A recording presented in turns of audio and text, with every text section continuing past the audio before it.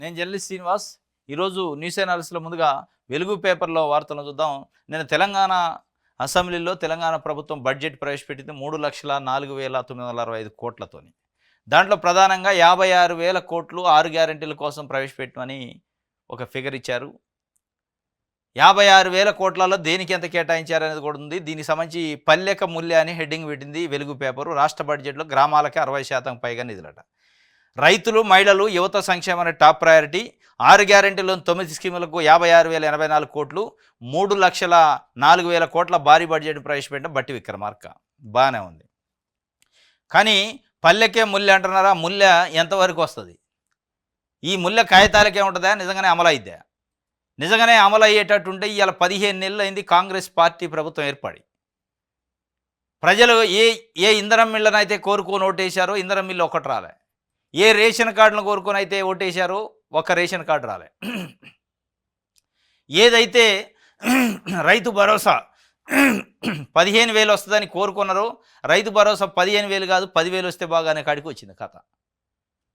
15,000 కాదు 10,000 అయినా టైంకి ఇస్తే చాలని. 2 లక్షల రూపాయలు రుణమాఫీ కొంతమందికి అయింది, కొంతమందికి కాలే. ఆ కానోడికి 5 లేదు చెప్పలేని పరిస్థితి. పెన్షనర్లకు ఆసరా పెన్షన్లు ఇచ్చే వాళ్ళకి 4,000 పెన్షన్ చేస్తున్నాడు. 4,000 కాదు రానైనా ఉన్నది ఉంచితే బాగు అనే కాడికి వచ్చింది. మరి ఏ రకంగా పల్లెక ముళ్ళు అయితే ఇది 60% నిధులు పల్లెలకు ఎట్లా పోతాయి, 15 నెలల్లో ఎందుకు పోలేదు, ఇప్పుడు ఎట్లా పోతాయి అనేది మనం చూస్తే ఇక్కడ ఇచ్చారు కొన్ని. 6 గ్యారెంటీల ముఖ్యమైన స్కీములకు కేటాయింపులు. రైతు భరోసాకు 18,000 కోట్లు, చేయుతకి 14,561 కోట్లు, ఇందిరమ్మ చేయుత అనుకుంటా. ఇందిరమ్మ ఇండ్లకి 12,571 కోట్లు, మహాలక్ష్మికి 4,305 కోట్లు, సన్నవడ్లకు బోనస్ 1,800 కోట్లు, గృహజ్యోతికి 2,080 కోట్లు, రాజీవ్ ఆరోగ్యశ్రీకి 1,143 కోట్లు, గ్యాస్ సబ్సిడీకి 723 కోట్లు, ఇందిరమ్మ ఆత్మీయ భరోసాకి 600 కోట్లు. ఈ చేయుత అంటే పెన్షన్లు. పెన్షన్లకు ₹1 పెంచలేదు. మరి ఎట్లా ఇస్తారు? పెన్షన్లు యాడ్ నుంచి ఇస్తారు? దీంట్లో మొత్తానికి 2,500 రూపాయలు మహిళలకు ఇస్తా అని కాంగ్రెస్ పార్టీ చెప్పింది. ఎడిపోయినాయి ఆ 2,500? ఏమైంది? బడ్జెట్లో పెట్టలే, ఎగనాం పెట్టారా? 6 గ్యారెంటీల్లో అది ప్రధానమైన గ్యారెంటీ. ఎక్కడ పోయింది అది? ఆ గ్యారెంటీ గంగలో కలిపినట్టే అయిపోయా. మళ్ళీ పల్లెక ముల్య అంటున్నారు. ఇది మొత్తానికి కాంగ్రెస్ పార్టీ ఏ గ్యారెంటీలను అయితే చెప్పి ఓట్లు వేయించుకుందో, బాండ్ పేపర్లు రాసి 6 గ్యారెంటీలు 100 రోజులు అమలు చేస్తామన్నదో, 100 రోజులు దేవురెడుగు ఇలా 450 రోజులు అయినా కానీ అమలు చేయడానికి నిధులు కేటాయించలేని పరిస్థితుల్లో ఉంది. మళ్ళీ పల్లెక ముల్య అంటుంది అనేది ప్రజలు మాట్లాడుకుంటున్న మాట. మరి ఎటు తీసిపోతారు అనేది ఇక స్పష్టంగా అర్థమవుతుంది. ఏం కేటాయించారు, ఈ కేటాయింపులు ఎవరికి పోతాయి అనేది. ఇంకోటి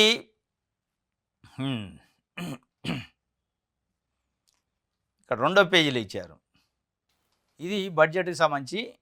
దీంట్లో ప్రధానంగా ఇక్కడ మిస్ అయింది ఏంటంటే 6 గ్యారెంటీల్లో సఫిషియెంట్గా మహిళలకు రావాల్సిన డబ్బుల గురించి చెప్పలేదు, పెన్షన్ల గురించి చెప్పలేదు, పెన్షన్లు పెంచేదాని గురించి, చేయుత పాత ఎంత ఉందో అంతే చెప్పారు ఆసరా పెన్షన్లు. ఇంకోటి ఇక్కడ డిపార్ట్మెంట్ వారికి ఇచ్చారు. ఇవి మాట్లాడితే కాంగ్రెస్ పార్టీ కానీ మిగతా పార్టీలు ఇలా కాంగ్రెస్ పార్టీ ప్రధానంగా మేము బీసీలను ఉద్ధరిస్తాం, బీసీ కులగణన చేసిన 56% బీసీలు ఉన్నారు, వాళ్ళ వాటా ఎంత ఉందో వాళ్ళ వాటాకు తగ్గట్టు నిధులు నియామకాలు అన్నీ వస్తాయి అన్నారు. మరి ఈ నిధులు 3,04,000 కోట్ల బడ్జెట్ ప్రవేశపెడితే అంటే 56% అంటే దాదాపు సగం అన్న రావాలి. అంటే 1,50,000 కోట్లు బీసీ సంక్షేమ శాఖ కేటాయించాలి. ఏది మీరు చెప్తున్న లెక్కల ప్రకారం 1,50,000 కోట్లు కేటాయించిన కాడ ఎంత కేటాయించారు బీసీ వెల్ఫేర్ కంటే? 11,405 కోట్లు. ఎక్కడున్నాం మనం? కనీసం ఒక 2% అయినా కేటాయించారా అంటే కేటాయించలేని పరిస్థితి. అంటే ఏ లెక్కన మీరు చెప్తారు నిధులు నియామకాలు కాంగ్రెస్ పార్టీ ఉద్ధరిస్తుంది బీసీలని? లెక్కలు తీసినాం అంటే లెక్క పెట్టి తల ఆడ పెడితే ఏమవుతుంది? ఆ తలలు లెక్క పెట్టి తలకింత అనేది ఎంత రావాలన్న వాటా అంత ఇస్తే లాభం ఉంటుంది తప్ప, లెక్క పెట్టి మా లెక్క మేము చూసుకొని తృప్తి పడితే ఏమవుతుంది? మాకు రావాల్సిన నిధులు మాకు ఇవ్వాలి కదా అనేది ఇవాళ బీసీ సమాజం అడుగుతుంది కాంగ్రెస్ పార్టీని, ప్రభుత్వాన్ని. గొప్పలు చెప్తున్నారు అసెంబ్లీలో. 56% లెక్కలు తీసిన మీ పదవులు మీకు వస్తాయి, మీరు మెజారిటీ ఉన్నారు అన్నారు. మరి మెజారిటీ ఉన్నోడికి మైనారిటీ నిధులేంది, మైనారిటీ ఉన్నోడికి మెజారిటీ నిధులేంది? ఇది ఏ రకంగా న్యాయము? ఎట్లా మీరు జస్టిఫికేషన్ చేస్తారు? 11,405 కోట్లు ఎక్కడ? 3,04,000 కోట్లు ఎక్కడ? దాంట్లో మీరు అన్న 50% పర్సెంటేజ్ ఇది 56 కాదు 50 ఇవ్వండి చాలు. 1,50,000 కోట్లు ఇలా బీసీ వర్గాలకు కేటాయించాలి. 1,50,000 కాదు కనీసం 15,000 కోట్లు కూడా కేటాయించాలి. అంటే కేటాయించాల్సిన దాంట్లో 10% కూడా కేటాయించలేదు. మొత్తం బడ్జెట్లో అయితే 3% కూడా లేదు. మరి ఇది ఏ రకంగా జస్టిఫికేషన్? ఎట్లా మీరు చెప్తారో సామాజిక న్యాయం మేము పాటిస్తున్నామని? పదవులలో లేదు, నిధులలో లేదు, ఉద్యోగాలలో లేదు. మరి నేను రిజర్వేషన్ల కోసం నేను లెక్క తేల్చిన మీరు పోయి కొట్లాడండి అంటే ఎవరితో కొట్లాడాలి ఇప్పుడు? మీరు నిజంగానే ఇక్కడ కాంగ్రెస్ పార్టీ తెలంగాణలో ఎస్ మాకు 56% లెక్క తేల్చారు, 56% నిధులు ఇచ్చారు, 56%కి సంబంధించి 42% రిజర్వేషన్లు కూడా బిల్లు పాస్ చేశారా, బిల్లు ఎందుకు అమలు చేయరని కేంద్రంతో కొట్లాడాలంటే నువ్వు ఇక్కడ నిధులు కేటాయిస్తే కదా. ఇక్కడనే డొల్లతలం బయటపడే మీ ఇంట్రెస్ట్ ఏందనేది. కాబట్టి ఇది చెప్పే మాటలకి చేసే చేతలకి పొంతం లేకుండా అయింది. ఇలా ప్రధానంగా ఇవాళ బీసీ వర్గాలని నిర్లక్ష్యం చేసిండు రేవంత్ రెడ్డి ప్రభుత్వం నిధుల కేటాయింపులో. మహిళలకి 6 గ్యారెంటీల్లో ఇచ్చిన మహిళా నిధి విషయంలో మోసం చేసిండు, వంచన చేసిండు అనేది ఇలా మహిళ మాట్లాడు. ఈ 2 అంశాలతో పాటు ఆసరా పెన్షన్లు పెంచుతున్నాడు, పెంచలేదు. ఈ 3 ప్రధానమైన వర్గాలకు సంబంధించి ఎన్నుపోటు పొడిచినట్టే లెక్క. రైట్, ఇది వెలుగుకు సంబంధించి. ఆంధ్రజ్యోతి చూద్దాం. హామీల గ్యారంటీ మొత్తం బడ్జెట్ 3,04,000 కోట్ల 4,965 కోట్లు. హామీలకు గ్యారంటీకి ఏం గ్యారంటీ లేదు, కానీ హామీలకు గ్యారంటీ అట. మీరు ఇచ్చిన 6 గ్యారంటీలకు గ్యారంటీ లేదా? అందులో కొన్ని వదిలేత్తిరి. స్మితా సబర్వాల్ కారు అద్దె నెలకు 63,000 అట. వ్యవసాయ వర్సిటీ నుంచి 90 నెలల పాటు మొత్తం 56.70 లక్షలు చెల్లింపులు వచ్చినాయట. అప్పట్లో సీఎంఓ అదనపు కార్యదర్శిగా స్మిత వర్సిటీ నుంచి అద్దె ఎందుకు చెల్లించారు, ఏజీ ఆడిట్లో అభ్యంతరం, తప్పు జరిగితే సర్కార్ దృష్టికి అని వీసీ చెప్పిండట. వ్యవసాయ యూనివర్సిటీ అని ఉంటుంది రాజేంద్రనగర్లో. అక్కడ నుంచి 56,70,000 రూపాయలు స్మితా సబర్వాల్ అప్పట్లో సీఎంఓ సెక్రటరీగా ఉంది, సీఎంఓలో స్పెషల్ సెక్రటరీ. ఆమెకు సంబంధించిన ఒక కారుని అద్దెకిచ్చిందట గవర్నమెంట్కి. ఆ అద్దె వచ్చిందట. ఆ అద్దె పైన ఆడిట్ వాళ్ళు అబ్జెక్షన్ చెప్పారట. ఆమెకు ఎందుకు పోయినాయి, అసలు అద్దె ఎందుకు చెల్లించారు, ఈ అద్దె కథ ఏందని అడిగితే రంగు అంతా బయటపడదు. వీళ్ళు మచ్చలేని ఆఫీసర్లు, మచ్చలేని నాయకులు. ఒక ఐఏఎస్ ఆఫీసర్ ఉండి కక్కుర్తుపడి మళ్ళా వాళ్ళ బండిని తీసిపోయి మళ్ళీ ప్రభుత్వాన్ని పెట్టడం దరిద్రంగా. ఎంత దారుణం. ఇంకా ఎవరికైనా ప్రైవేట్ సాఫ్ట్వేర్ కంపెనీలు బొచ్చాడు ఆడ పెట్టుకుంటే అయిపోయాయి. నిజంగా పెట్టారా పెట్టకుండా క్లెయిమ్ చేశారని డౌట్ కూడా వస్తుంది. అంత పెద్ద ఆఫీసర్ చిన్న సన్న ఆఫీసర్ కాదు ఐఏఎస్లలో కూడా. ముఖ్యమంత్రి స్పెషల్ సెక్రటరీ అంటే మామూలు పొజిషన్ కాదు. అట్లాంటి వెహికల్ తీసిపోయి ఆడ పెట్టిందని బయటకు వచ్చిందట. ఏజీ ఆడిట్ వాళ్ళు అభ్యంతరం చెప్పారట. తప్పు జరిగితే సర్కారు దృష్టికి తీసుకోండి అని వీసీ చెప్పిండట. తీసిపోతారు, సర్కారు దృష్టికి తీసిపోతారు, కేసులు కూడా పెడతారు. ఎందుకు పెట్టరు? ₹1 ఎవడన్నా సామాన్య ఎంప్లాయీ మీ యూనివర్సిటీలో పనిచేసేటోడు వాడుకుంటూ ఊకుంటారు మీరు? ఏ రకంగా మీరు ఆడిట్లో అభ్యంతరం వస్తే ప్రభుత్వం దృష్టికి తీసుకోండి తప్పు జరిగితే అంటే దృష్టికి తీసిపోయి ఏం చేయాలా? ఎవరిని? ప్రభుత్వాన్ని శిక్షించాలా? ఇక్కడ వీసీ ఆఫీస్ వాళ్ళనే దాదాపు 60 లక్షల దాకా లేపేశారట.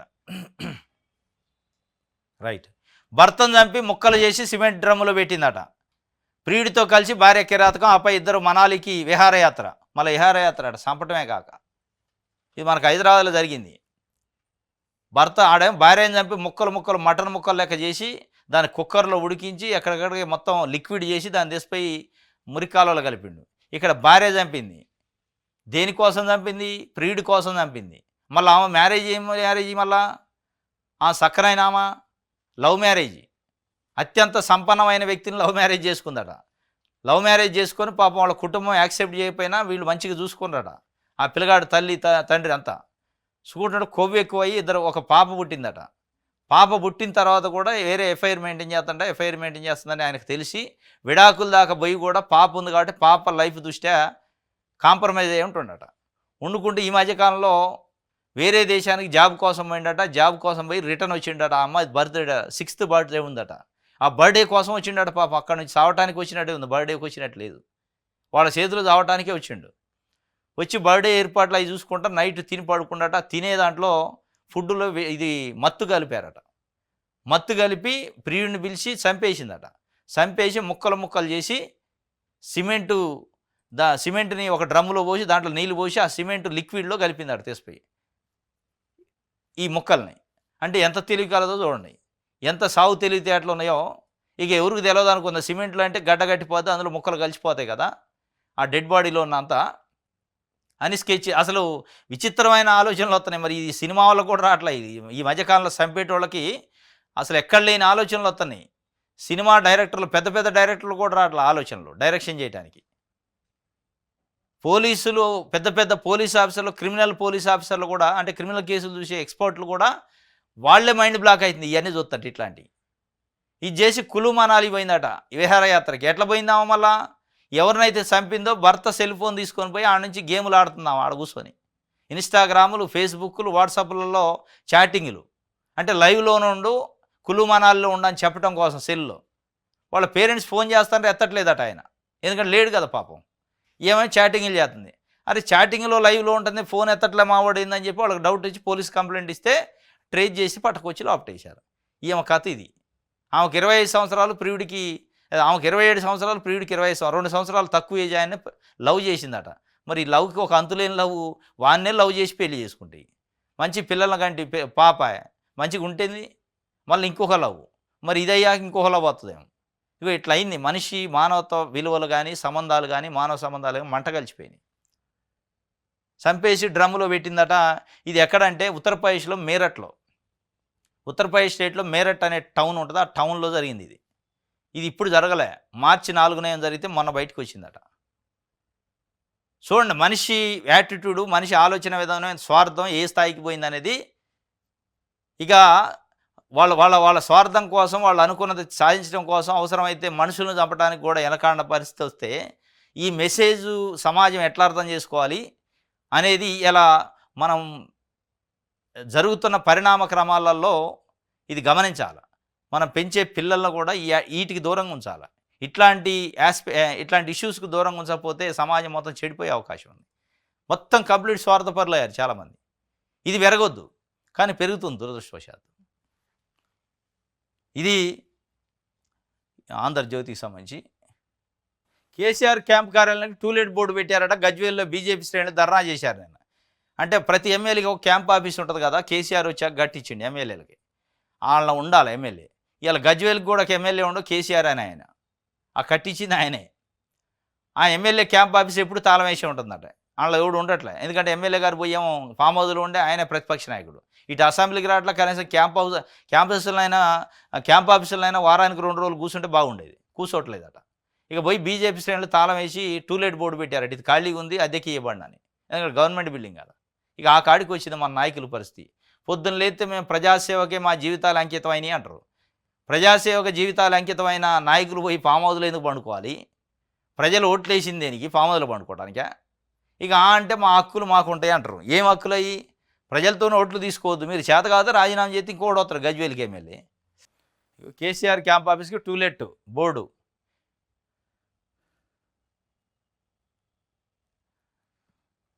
నింగి నుంచి నేలపైకి వచ్చిందట. ఫ్లోరిడా తీరంలో Sunita Williams Butch safe landing. Dragon capsules ద్వారా 17 గంటల ప్రయాణం, రొటీన్ మెడికల్ చెకప్కు సునీత బూచ్. ఇది ఆమె సునీత విలియమ్స్ నిన్న వచ్చారు. 3 గంటల 27 నిమిషాలు తెల్లవారుదామని వచ్చారు. కానీ ఆమె దాదాపు 45 డేస్ హెల్త్ క్యాంప్లో ఉండాలట. అంటే 286 రోజుల పాటు అంతరిక్ష కేంద్రంలో ఉంది. అనుకోని పరిస్థితుల్లో వారం ఉండాల్సింది 286 రోజులు ఉంది. అంటే ఆ వాతావరణానికి ఇక్కడ వాతావరణానికి తేడా ఉంటుంది. కాబట్టి మనిషి ఆరోగ్యం పూర్తిగా డ్యామేజ్ అయ్యే అవకాశం ఉంది. అక్కడ నుంచి ఇక్కడికి వచ్చింది, మొత్తం కంప్లీట్ చేంజ్ అయింది. కాబట్టి ఆ చేంజెస్కి అనుగుణంగా హెల్త్ ఎక్స్పర్ట్స్ పర్యవేక్షణలో ఉంటే హెల్త్ డిజార్డర్స్ రాకుండా చూసుకోవడానికి ఆమెని మొత్తం గవర్నమెంటే పర్యవేక్షిస్తుందట హెల్త్ ఆఫీసర్లతోని. దానికి సంబంధించి నిన్న క్యాంపుకి తీసుకెళ్లారు. మొత్తాన్ని సక్సెస్ఫుల్గా చేరుకుంది. 286 రోజుల నిరీక్షణ. ప్రపంచమంతా పంటి బిగువన ఎదురు చూసింది ఉత్కంఠతోని, ఏమైద్దో పాపం ఏమైద్దో అనేది. ఎందుకంటే అంతకుముందు కల్పన చావ్లా పరిస్థితి మనం చూసినాం. ఇట్లాంటి జరిగినాయి కాబట్టి ఏమైద్ది ఎందుకంటే అనుకోని పరిస్థితులు 1 వీక్ ఉండాల్సిన వీళ్ళు దాదాపు 286 రోజులు ఉన్నారు. జూన్ 5, 2024 పోయినోళ్ళు జూన్ 5 నుంచి జూన్ 13కి రిటర్న్ రావాలి. ఆ జూన్ పోయి మళ్ళీ జూన్ దగ్గరకు వచ్చింది. అంటే ఇప్పుడు మార్చిలో ఉన్నాం, దాదాపు 9 నెలలు ఉన్నారు అక్కడనే. బీసీ రిజర్వేషన్లో పెంపు బేష్ పెంచలేదుగా. ఈ పాలాభిషేకాలు సన్మానాలు ఎక్కువైనాయి. ఆయన పెంచలేదు. రేవంత్ రెడ్డి గారు బీసీ రిజర్వేషన్లు 42% పెంచుతున్నట్టు ప్రపోజల్ చేసిండు. శాసనసభ ఏకగ్రీవంగా ఆమోదం తెలిపింది. అది చట్టం కాలే. ఆ తీర్మానాన్ని కేంద్రానికి పంపితే కేంద్రం ఆమోదిస్తే అప్పుడు అయింది. అది అయ్యే పని కాదు. సింపుల్‌గా రేవంత్ రెడ్డి గారు ఏం చేసిండు, నా పని అయిపోయింది, బంతిని బీజేపీ కోర్టులో ఏసినా మీరు వాళ్ళతోని యుద్ధం చేయండి నేను సహకరిస్తా అంటుండు. ఉద్యమం చేయండి నేను ముందుండి నడిపిస్తా అంటుండు. ఇక ఉద్యమం చేసేదే ఇంకా మిగిలి ఉన్నాక మళ్ళీ బీసీలకు రిజర్వేషన్ పెంపు బేష్ అంటారు ఏంది? పెంచింది ఎక్కడిది? కాగితాల మీద పెంచారు, ప్రాక్టికాలిటీ లేదు. ఇవాళ ఒక రకంగా బీసీలకు ద్రోహం చేసినట్టు. కాగితాల మీద పెంచినట్టు చేసి కడుపు నిండా నివారం. ఇది ఒక వార్త సాక్షికి సంబంధించి. ప్రభుత్వ వైఫల్యానికి నిలువుటద్దాం, ప్రజా వ్యతిరేక బడ్జెట్ వ్యతిరేకిస్తున్నామని కేటీఆర్ చెప్తుండు. అంటే ఈ బడ్జెట్ ప్రభుత్వ వైఫల్యానికి నిలువుటద్దంగా ఉంది. ఏ హామీలు అయితే ఇచ్చారో హామీలకు నిధులు కేటాయించలేదు, మొత్తం అబద్ధాలు మోసాలు వంచనలు ఏమన్నాయని చెప్పి మొత్తానికి బీఆర్ఎస్ పార్టీ చెప్తుంది. ఈ బడ్జెట్ మొత్తం అబద్ధం అని చెప్పి. ఇందులో ఎక్కడ నిధులు సరిగ్గా కేటాయించలేదు, అంటే మీరు చెప్పిన దానికి చేసేదానికి చాలా తేడా ఉందని. ఇంకోటి హైడ్రా గురించి నిన్న హైకోర్టు చాలా కీలకమైన వ్యాఖ్యలు చేసింది, వాస్తవం కూడా. అది పేదలనే కాదు పెద్దలను కూడా తాకి చూడండి అన్నది డైరెక్ట్గా హైకోర్టు చెప్పింది. ప్రభుత్వాలు ప్రజలు, ప్రజా సంఘాలు, జర్నలిస్టులు ఇప్పటిదాకా చెప్తే ఎవరు లెక్క చేయలే. కనీసం హైకోర్టు రాష్ట్ర అత్యున్నత న్యాయస్థానానికి సంబంధించి జడ్జి చెప్పారు. ఇప్పుడైనా హైడ్రాకి చీమగుట్టినట్టు అయినా ఉండాలి, సోయి తెచ్చుకోవాలి. పేదల గూడుని గూడ్చారు. నల్ల చెరువు, సున్నం చెరువులో ఉన్న చిన్న చిన్న రెక్కాడితే డొక్కాడిన ప్రజలకు సంబంధించిన గూడుని బుల్డోజర్లు పెట్టి కూల్చారు. కానీ పెద్దోళ్ళకు సంబంధించిన పెద్ద పెద్ద అపార్ట్మెంట్లు వంశీరామ్ బిల్డర్స్ పైన స్వయాన Congress party Jadcherla MLA complaint చేసిండు హైడ్రాకి. ఏం మీకు బుల్డోజర్ కదలట్లేదా, డీజిల్ లేదా, పోవట్లేదా ముందుకు బండి అని హైకోర్టు అడిగింది. మీరు పేదలను కాదు కోల్చాల్సింది పెద్దలను కూడా తాకి చూడండి అన్నది. అని హైకోర్టే పెద్దలను తాకి చూడండి అని చెప్పే పరిస్థితికి వచ్చిందంటే మీరు ఇంకా తాకలే. అంటే ఏం హైడ్రాది? హైడ్రా ఎవరి కోసం వచ్చింది? పేద ప్రజల గూడు కూల్చి పేద ప్రజల పైన దాష్టికం చేయడానికి వచ్చిందా? పెద్దోళ్ళని కాపాడటానికి వచ్చిందా? ఇవాళ ఇన్ని రోజులు మనం అనుకున్నాం ఏ నాయకుడు ఫామ్ హౌస్ కింద ఇటుక పెళ్ళ కూడా కదలే, ఏ నాయకుడు ఫామ్ హౌస్లోంచి ఒక గేట్ను కూడా కదిలియలేకపోయారు, గేట్ను కూడా టచ్ చేయలే. ఇలా హైకోర్టు చెప్పింది. అదే నువ్వు పేదలను కాదు చూడాల్సింది పెద్దలను కూడా తాకి చూడు, నీ సంగతి ఏం తెలుద్దా అన్నది. ఇప్పుడు చెప్పాలి హైడ్రా కమిషనర్ రంగనాథ్ గారు, నేను పెద్ద ఈరుణ్ణి సూర్యుడిని అంటాడు ఆయన. ఎవరన్నా పోయి డిస్కషన్ చేస్తే మాకు అంత తెలుసు అంటాడు. ఏంది నీకు తెలిసింది? ఏం తెలుసు అని మరి హైకోర్టు చెప్పింది. మిమ్మల్ని మొట్టకాయలు ఎన్నిసార్లు వేయాలి? ఇప్పటికి 5 సార్లు వేసింది. జడ్జి పిలిచి మాట్లాడే పరిస్థితికి వచ్చింది. ఇలా డైరెక్ట్గా అటాక్ చేసింది. ఒక ప్రతిపక్ష పార్టీ నాయకుడు మాట్లాడాల్సిన మాట, ప్రజలు మాట్లాడాల్సిన గొంతుని ఇవాళ పేద ప్రజల గొంతును నిలిపి ఏ పేద ప్రజల గూడును మీరు కూల్చారో ఆ పేద ప్రజల గొంతుగా హైకోర్టు చెప్పింది. ఇప్పుడు చెప్పాలి మీరు హైడ్రా కమిషనర్ చెప్పాలా, హైడ్రాని పెట్టిన రేవంత్ రెడ్డి గారు చెప్పాలా. ఒక్క పెద్దోడు జోలికి పోలే. బడాబాబులకు సంబంధించిన ఫామ్ హౌస్ సంబంధించి గేటును కూడా టచ్ చేయలే వీళ్ళు. కానీ పేదోళ్ళు రెక్కాడితే డొక్కోడిన వాళ్ళకి సంబంధించి ఇళ్ల మీద అయితే దాడి చేశారు కుమ్మడిగా వచ్చి. కనీసం వాళ్ళు చెప్పుకునే అవకాశం కూడా ఇలే. దారుణం ఏంటంటే ఇది నిన్న హైకోర్టు చెప్పింది. పేదలనే కాదు పెద్దోళ్ళని దాకి చూడండి, అప్పుడు తెలుస్తుంది వారివి అక్రమ నిర్మాణాలకు, వారివి కాదు ఆక్రమణ నిర్మాణాలు, వాళ్ళని ఎందుకు పోల్చట్లేదు, సంపన్నులకు ప్రత్యేక చట్టాలు ఏమైనా ఉన్నాయా, హైడ్రాను ఉద్దేశించి హైకోర్టు వ్యాఖ్యలు ఉంటాయి. వాళ్ళు కూర్చొని మాట్లాడుకుంటారు నైట్. కాబట్టి సంపన్నులకి సపరేట్ చట్టాలు ఉంటాయి, హైడ్రా చట్టం ఉండదు వాళ్ళకి అన్నట్టే కదా. ఉండబట్టే కదా వాళ్ళు గోల్సింది. మన తెలుగు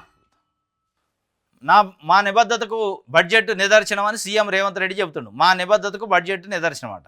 ఏడా మహిళలకు ఇత్తనాన్ని 2500 నిబద్ధత ఇది లేదు కదా. అందులో ఆసరా పెన్షన్లకు సంబంధించేది, రైతు భరోసాకు సంబంధించేది, మీరు అన్న లెక్కలకి ఆడ సంబంధం ఉంది ఏమన్నా?